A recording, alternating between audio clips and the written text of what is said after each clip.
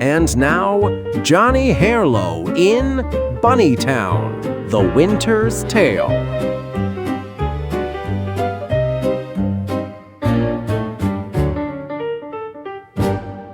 My name's Johnny Harelow, and I've learned that Bunnytown's winters can kill you in more ways than one. The blizzard had been pounding the city for 3 days straight, turning familiar streets into white mazes where even the street lights looked like ghosts floating in the snow.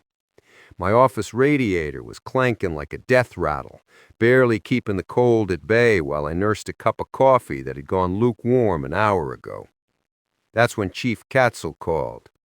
"Johnny," his voice crackled through the phone lines, fighting static from the storm.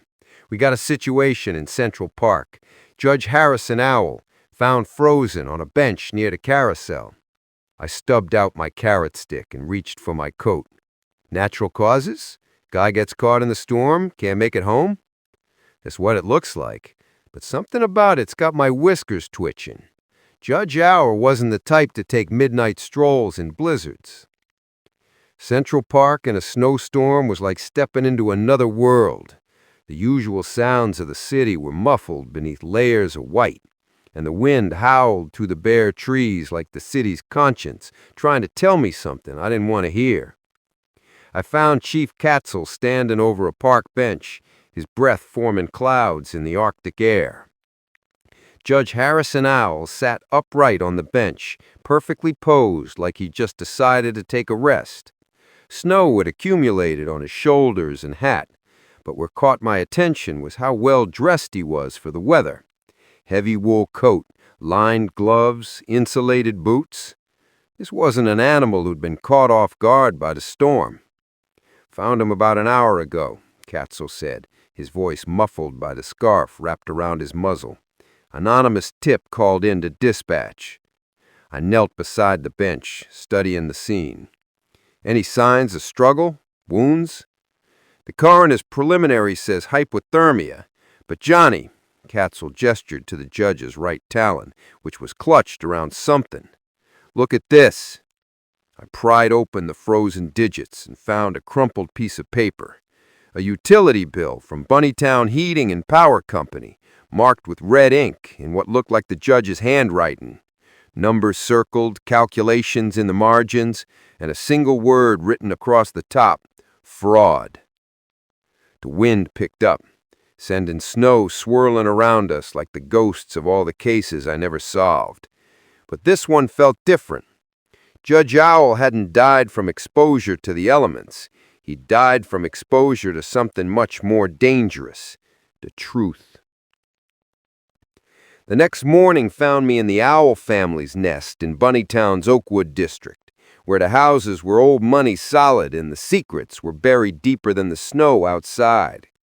Martha Owl was exactly what you would expect from a judge's widow: dignified, composed, and carrying the kind of grief that comes from losing someone who spent his life fighting for justice in a world that preferred injustice.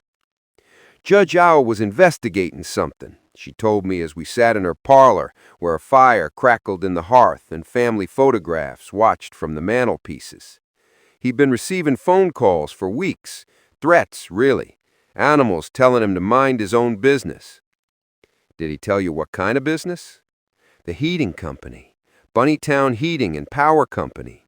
He'd been looking into their billing practices, said there were irregularities that didn't add up. Martha's talons gripped her teacup like it was an anchor. Animals in the lower income districts were getting charged for services they weren't receiving, and when they couldn't pay, they got cut off. Worse than that, Mr. Harelow, they died. Her voice dropped to barely above a whisper. 3 animals in the past month, all found dead in their homes from hypothermia. Official cause was listed as accidental death due to extreme weather conditions. I made notes in my mental ledger. The judge thought these deaths were connected to the heating company. He was building a case, said he had evidence of systematic fraud, kickbacks to city officials who were supposed to oversee the utility companies. Martha stood and moved to a desk in the corner of the room. He kept files here at home. Didn't trust leaving them at the courthouse. She handed me a manila folder thick with documents, billing records, and correspondence. The top page was a list of names, city officials, heating company executives, and what looked like a timeline of suspicious deaths. Mrs. Owl, do you have any idea why your husband was in Central Park last night? He received a phone call around 9 o'clock, someone claiming to have information about the heating company fraud. Said they wanted to meet somewhere private, away from prying eyes. Her voice cracked. I begged him not to go out in the storm, but Harrison always said justice couldn't wait for good weather.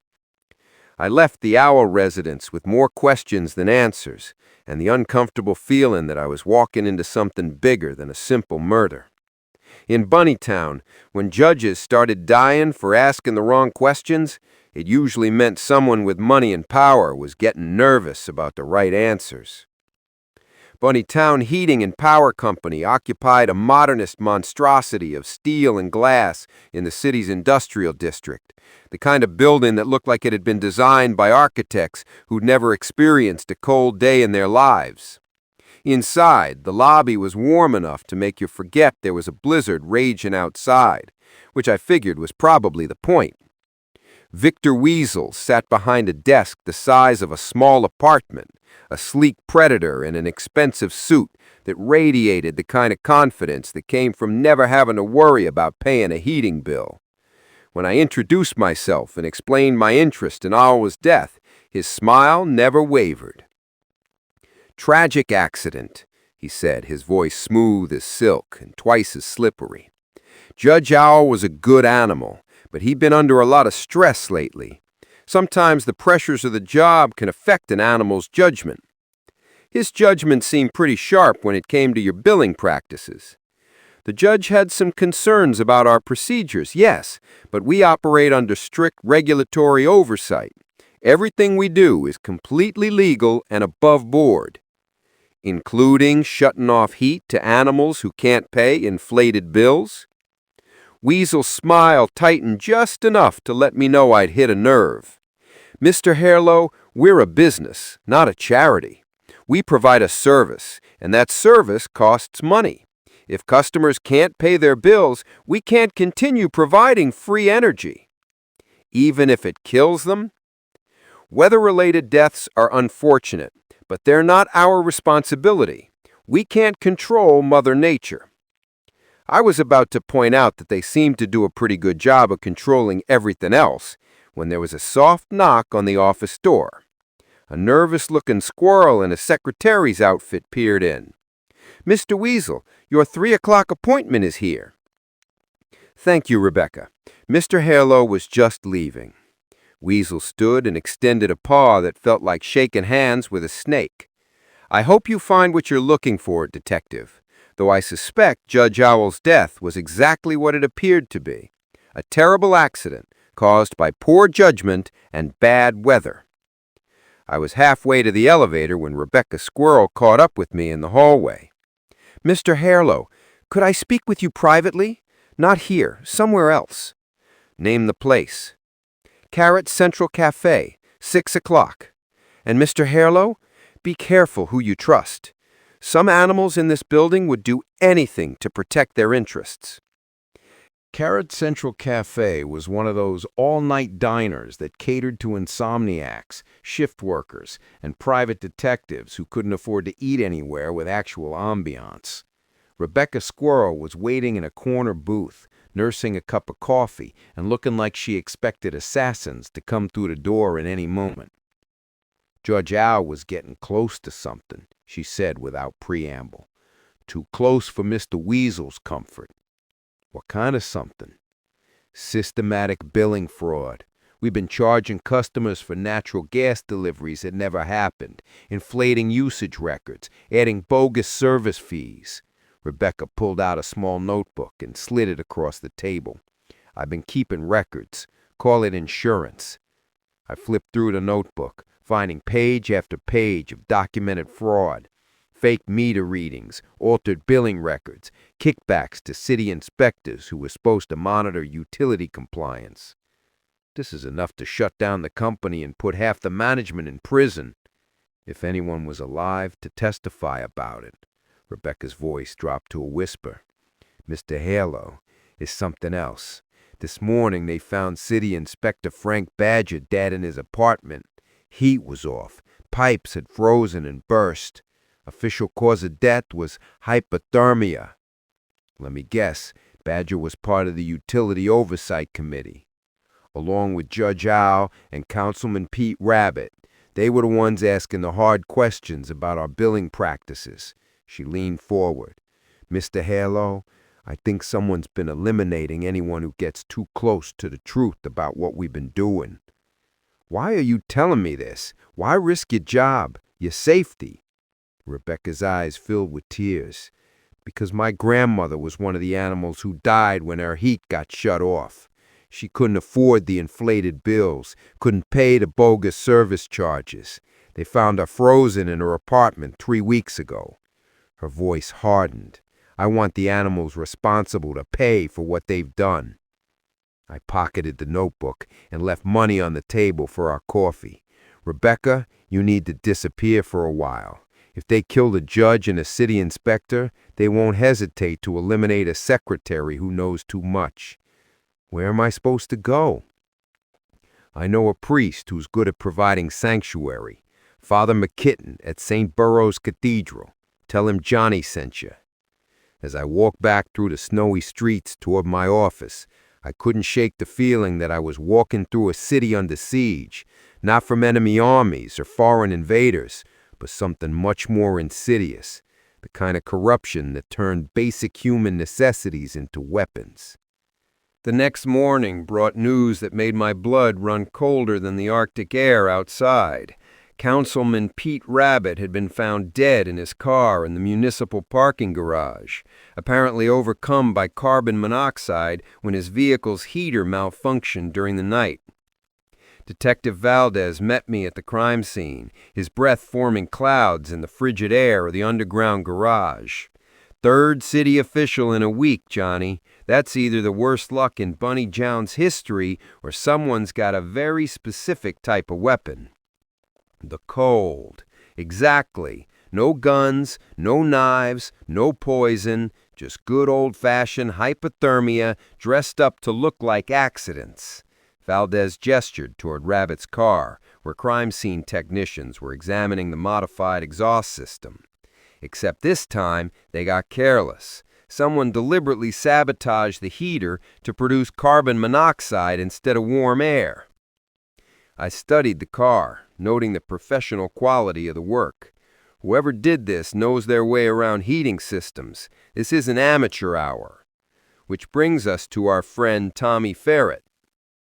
Tommy Ferret worked as a heating technician for Bunnytown Heating and Power, which gave him access to every building in the city and the technical knowledge to sabotage heating systems. More importantly, he had motive. I found Tommy at a bar called the Frozen Tap, drowning his sorrows in whiskey that probably cost more than most animals' heating bills. He was a small, wiry ferret with the kind of nervous energy that came from carrying a heavy load of guilt. Tommy Ferret? Depends who's asking. I showed him my license. Johnny Harelow, private investigator. I'm looking into the deaths of Judge Owl and the other city officials. Tommy's glass stopped halfway to his lips. I heard about that. Terrible thing, animals dying from the cold. Especially when their heating systems have been sabotaged by someone who knows how to make it look like an accident. You think I killed him? Tommy laughed, but there was no humor in it. Mister, I got plenty of reasons to hate that heating company, but I'm not a killer. Tell me about your reasons. Tommy's expression darkened. My family lived in one of those low-income districts where the company was running their fraud operation. My mother and sister couldn't afford the inflated bills, so their heat got shut off in the middle of January. His voice cracked. They found him 3 days later, frozen in their apartment. That's a pretty strong motive for revenge. Yeah, it is, but I didn't kill those city officials, and I can prove it. Tommy pulled out a timesheet from his jacket.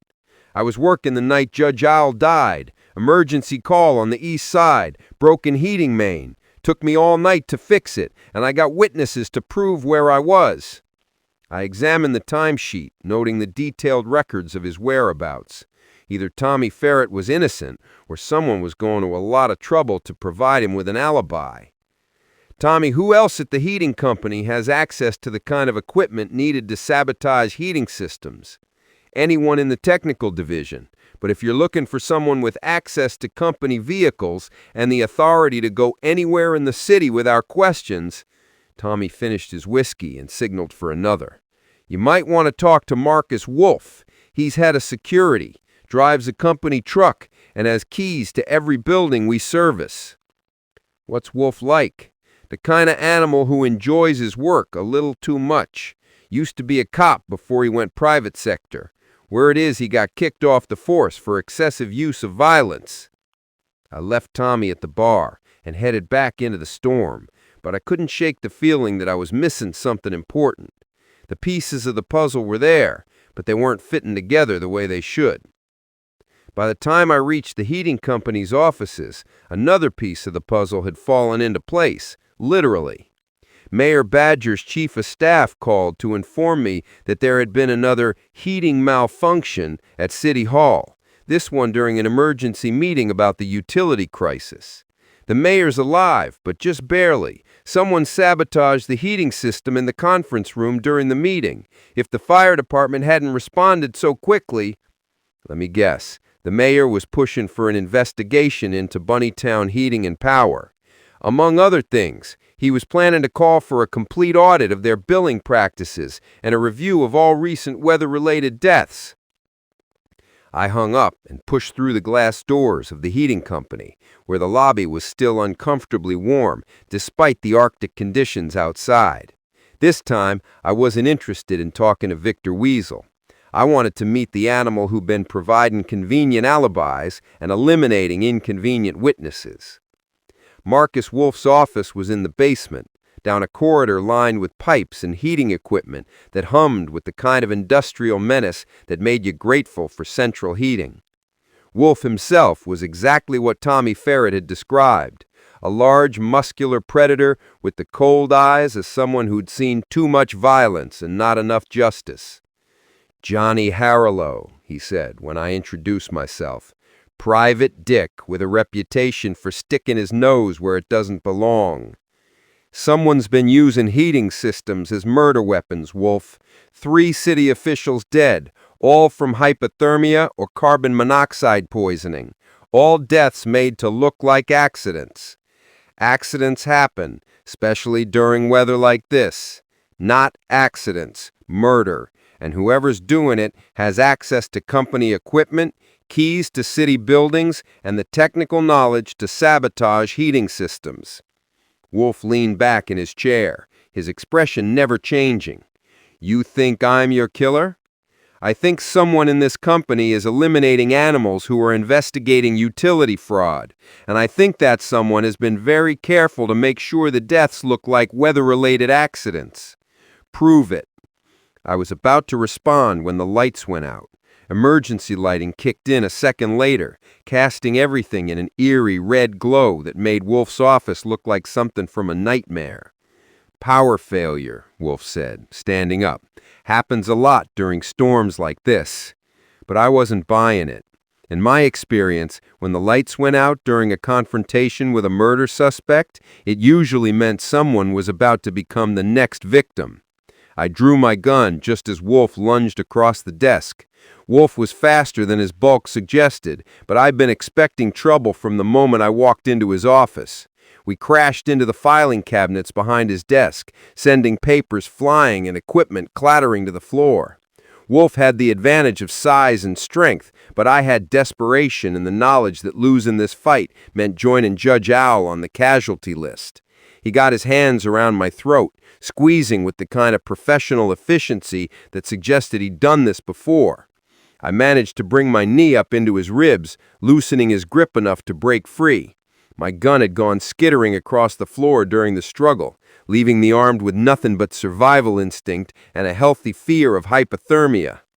"You should have minded your own business, Harelow," Wolf gasped, pulling a blackjack from his jacket. Some animals just don't know when to quit. Occupational hazard. I've never been good at taking hints. Wolf swung the blackjack at my head, but I ducked and brought the wrench up into his wrist. The blackjack went flying, and Wolf roared with pain and fury. He tackled me around the waist, sending us both crashing through the office door into the corridor beyond. The basement was a maze of pipes and machinery, all humming with the power that kept Bunnytown warm while animals froze in their homes. Wolf appeared in the doorway, silhouetted against the emergency lighting like a predator from a nightmare. "End of the line, detective. Maybe for you," and I pulled the emergency shutdown lever for the entire heating system. The effect was immediate and catastrophic. Alarms began wailing, emergency lights started flashing, and the massive heating units began their shutdown sequence. But more importantly, the sudden pressure change in the pipes created a deafening noise that covered the sound of my footsteps as I circled around behind Wolf. I tackled him from behind, sending us both sliding across the slick concrete floor. This time I was ready for him. When he tried to roll over and grab me, I was already moving, using his own momentum to slam his head into one of the pipe supports. Wolf went limp, and the basement fell silent, except for the wailing of alarms and the distant sound of sirens approaching through the storm. The sirens belonged to Chief Katzel and half the Bunnytown Police Department, responding to the heating emergency that was now affecting a significant portion of the city. When they found me in the basement with an unconscious Marcus Wolf, I had some explaining to do. "He's not the killer," I told Katzel as we stood in the boiler room watching crime scene technicians process the evidence. "Wolf's muscle, but he's not the brains behind this operation." "How do you figure?" "The murders were too sophisticated, too carefully planned. Wolf's the type who solves problems with violence, not the type who plans elaborate schemes to make murders look like accidents." I gestured toward the heating equipment around us. "Besides, shutting down the heating system was a defensive move. If Wolf was the killer, he'd have used these systems as weapons, not disabled them." "So who's our real killer?" Before I could answer, Rebecca Squirrel appeared at the top of the basement stairs, flanked by 2 police officers. "Mr. Harelow, I think you need to see something." She led us to Victor Weasel's office, where she'd been hiding since our meeting at the cafe. "I've been going through Mr. Weasel's files while everyone was dealing with the heating emergency. Look at this." Rebecca had spread documents across Weasel's desk, billing records, correspondence with city officials, and what looked like a detailed plan for eliminating the oversight committee members one by one. "Weasel's been planning this for months. He knew Judge Owl was getting close to exposing the fraud, so he decided to eliminate everyone who could testify against the company." "Where's Weasel now?" Katzel asked. "He left about an hour ago, right after the heating emergency started. Said he had to check on some equipment at the main pumping station." I looked at Katzel. "The pumping station controls the entire city's heating grid. If Weasel's there, he could shut down heat to the entire city in the middle of the worst blizzard in decades," Katzel finished. "Let's move."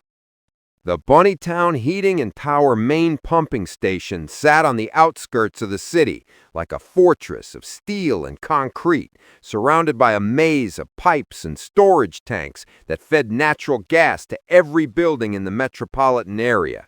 In the middle of a blizzard, with the city's heating system already compromised, it was the most dangerous place in Bunnytown. We found Victor Weasel in the main control room, standing before a wall of monitors and controls that governed the flow of heat to hundreds of thousands of animals. He was still wearing his expensive suit, but now it was rumpled and stained, and his usual predatory confidence had been replaced by the desperate energy of a cornered animal. "Mr. Weasel," I called out as we entered the control room, "time to shut down the drama and turn the heat back on." Weasel turned toward us, his paw hovering over what looked like a master shutdown switch. "Johnny Harelow, I was wondering when you'd show up." "The game's over, Weasel. We found your files, your plans, your whole operation. Marcus Wolf is in custody, and Rebecca Squirrel is telling us everything about the billing fraud." The billing fraud was just business, detective. Creative accounting, nothing more. But when Judge Owl started interfering, when he threatened to destroy everything I'd built, Weasel's voice took on the tone of a zealot explaining his religious beliefs. I had to protect my interests by eliminating threats to the natural order. This city needs strong leadership, not bleeding-heart liberals who think utilities should be charities. He gestured toward the controls around him. I built this company into an empire, and I wasn't going to let some idealistic judge destroy it. Chief Katzel stepped forward, his gun drawn. Step away from the controls, Weasel. It's over. Is it? Weasel smiled, and there was madness in it. With one flip of this switch, I can shut down heat to the entire city, every building, every home, every hospital. In weather like this, thousands of animals will die within hours. And what exactly do you think that's going to accomplish? It's going to show this city what happens when they interfere with the natural order of business. It's going to teach them that some animals are too important to be destroyed by petty concerns about ethics and law. I took a step closer, noting the sweat on Weasel's forehead despite the cold. Victor, you're not thinking clearly. Killing thousands of innocent animals isn't going to solve your problems. It's just going to make you a mass murderer instead of a simple fraud. Simple fraud, detective. What I've accomplished here is a work of art. I've turned the basic necessity of heat into a weapon, eliminated my enemies without leaving a trace, and built a financial empire that'll have lasted forever if not for the interference of bleeding hearts and good doers. That's when I realized the true scope of Weasel's madness. He wasn't just a criminal trying to cover up his crimes. He was a fanatic who genuinely believed that his fraud operation was some kind of noble enterprise, that murdering city officials was justified by his need to protect his business interests. Victor, think about what you're doing. There are children in those buildings, elderly animals, sick animals who won't survive if you shut off their heat. Collateral damage, Weasel replied, his paw moving toward the shutdown switch. Sometimes you have to break a few eggs to make an omelet.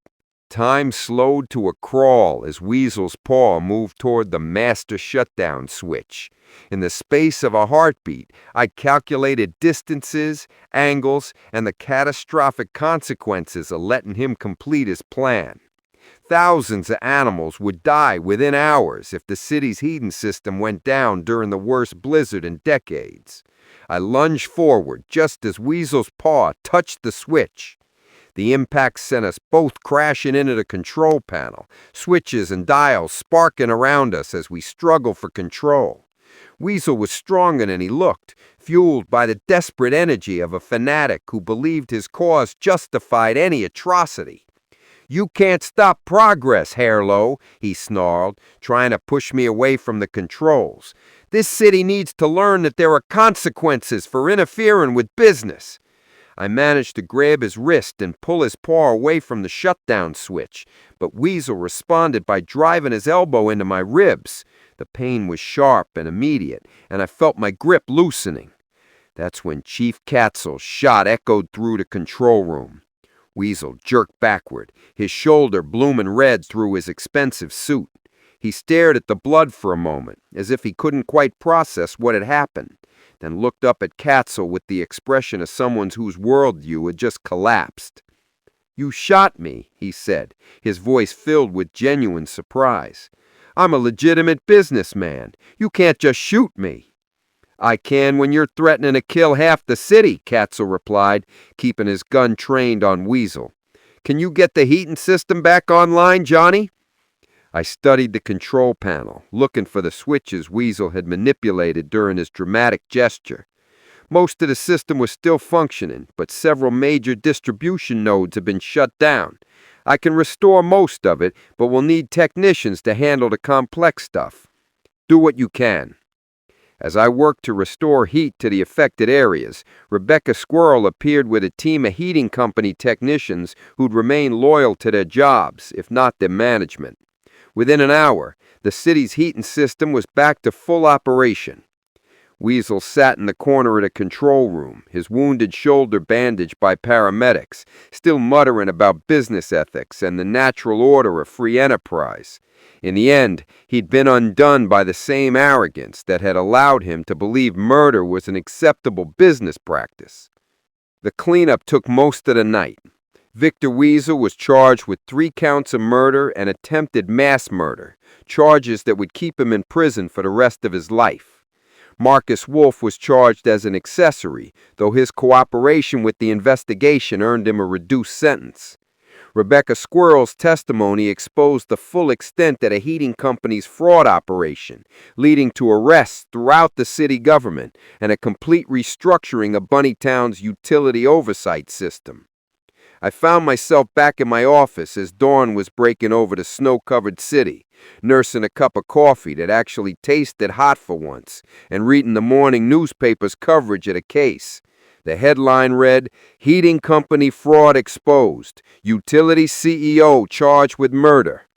The story didn't capture the full scope of what had happened, the way basic human necessities had been weaponized by corporate greed, or the fact that dozens of animals had died simply because they couldn't afford inflated eating bills. But it was a start. Chief Katzel stopped by around noon, looking like a cat who'd spent too many sleepless nights dealing with the aftermath of a citywide crisis. "How's the heating situation?" I asked. "Under control. We've got teams inspecting every building that was affected by Weasel's fraud operation, making sure nobody else is at risk." Katzel settled into the chair across from my desk. "The mayor wants to give you a commendation for preventing a citywide disaster. Tell the mayor I'll settle for a city where utility companies can't use winter weather as a murder weapon." "Johnny, there's something else. We found evidence in Weasel's files that suggests the fraud operation went beyond just billing irregularities. He was systematically targeting low-income neighborhoods, cutting off heat to animals who couldn't afford the fight back." "How many died?" "At least a dozen, maybe more. Animals who froze in their homes while Weasel got rich off fake billing charges." Katzel's voice carried the weight of all the cases he'd never been able to solve, all the justice he'd never been able to deliver. I thought about Judge Harrison Owl, sitting frozen on that park bench with a utility billing clutched in his talons. He died trying to expose a system that turned heating bills in a death sentence, and in the end, his sacrifice had brought down the whole operation. What about the animals who survived, the ones who were being overcharged? The city's setting up a relief fund, providing emergency heating assistance and refunds for fraudulent charges. It won't bring back the ones who died, but it's something. After Katzel left, I sat in my office and watched the snow continue to fall outside my window. The blizzard had finally winding down, but winter in Bunnytown was far from over. Somewhere in the city, animals were turning up their thermostats and feeling grateful for the warmth, not realizing how close they'd come to joining the casualty list in Victor Weasel's war against oversight and regulation. 3 days later, the storm finally broke. Sunlight streamed through my office window for the first time in a week, turning the snow-covered city into something that almost looked like a winter wonderland instead of a crime scene. I was reading the follow-up newspaper coverage when Father McKitten stopped by with coffee and the kind of philosophical questions that came from spending a lifetime listening to confessions. "Do you think it's really over, Johnny?" he asked, settling into his usual chair. "Or are there other Victor Weasels out there, waiting for their chance to turn basic necessities into weapons?" "There are always other predators, Father. That's the nature of the city." I sipped the coffee, noting that McKitten had remembered I liked it strong and bitter. But this case sent a message. When you start using winter weather to commit murder, people notice. And when people notice, they start asking questions that make life uncomfortable for corrupt businessmen. "What about Rebecca Squirrel? How's she handling everything?" "She's testifying before a grand jury next week, helping to build cases against everyone who was involved in the fraud operation. After that, she's thinking about law school. Says she wants to fight corruption from the inside of the system. McKitten nodded approvingly. Sometimes good can come from tragedy. Sometimes the animals who survive find ways to make sure the animals who died didn't die for nothing. Speaking of which, what's the word on the street about heating company reform? The City Council passed emergency legislation requiring independent oversight of all utility companies. No more self-regulation, no more sweetheart deals with compliant inspectors. He paused. It won't prevent all corruption, but it should make it harder for another Victor Weasel to turn public utilities into private murder weapons. My phone rang before I could respond, interrupting our discussion with the harsh reality that crime never took vacations, even after solving high-profile cases. Harelow Investigations? Mr. Harelow, this is Chief Murphy from the Port Authority. We've got a situation down at the docks. Several animals found dead in a warehouse, and it looks like they froze to death. But here's the thing. The warehouse has been heated all winter. I grabbed my coat and headed for the door. I'll be right there, Chief. Father McKitten stood up as well, recognizing the signs of another case beginning. Same kind of murder method? Different circumstances, but potentially the same results. Animals dying from cold when they should have been warm. I paused at the door. Father, in your experience, how long does it take for evil to adapt when its old methods stop working? About as long as it takes for good people to get comfortable thinking they've won. Be careful out there, Johnny. Winter is not the only thing in this city that can kill you. 2 months later, I was sitting in my office on the first warm day of spring, reading about the sentencing of Victor Weasel and his accomplices.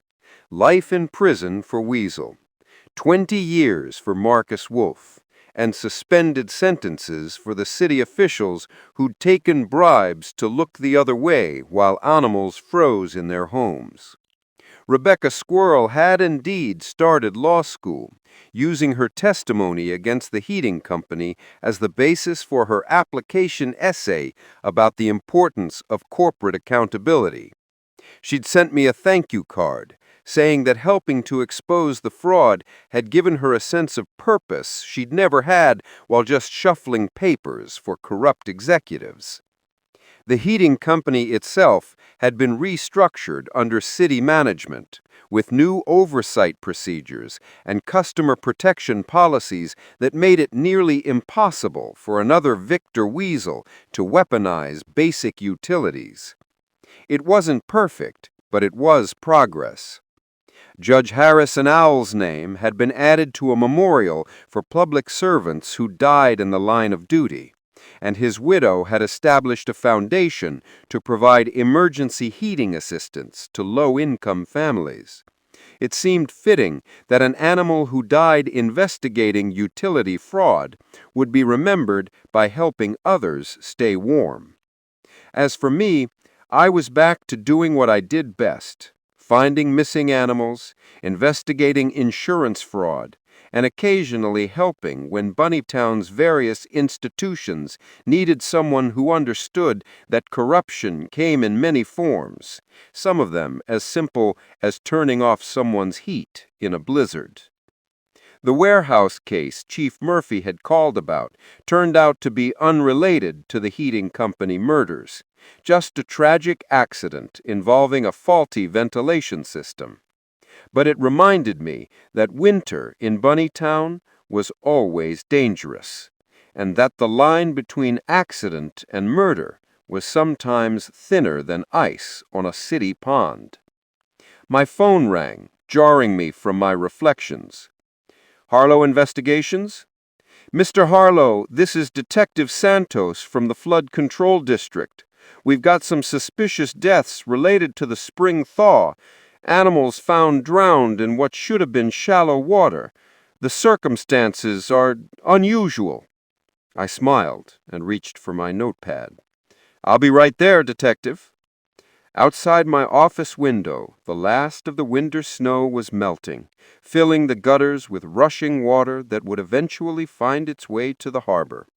Spring was coming to Bunnytown, bringing new cases and new mysteries, but also the promise that even the coldest winters eventually came to an end.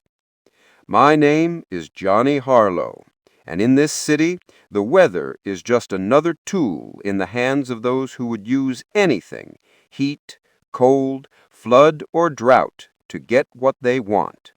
But as long as there were animals willing to fight for justice, willing to ask uncomfortable questions, and follow inconvenient truths, there would be hope. Even in the middle of the worst blizzard, there's always the promise of spring. And sometimes that's enough to keep you warm.